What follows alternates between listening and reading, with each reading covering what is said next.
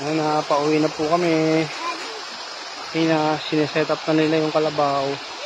Nasakyan namin. Ayun, napauwi na siya.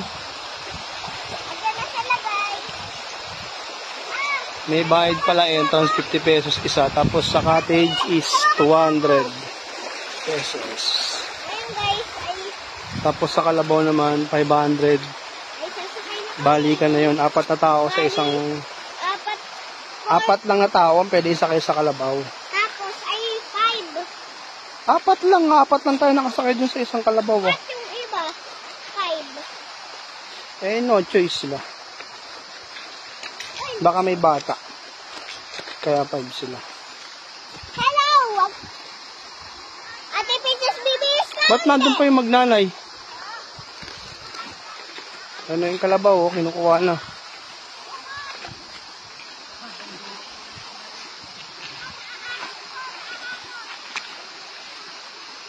Dandan.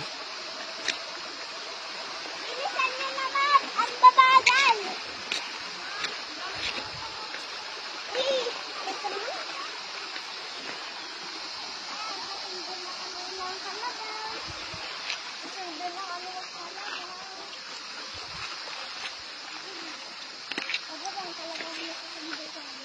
Eh,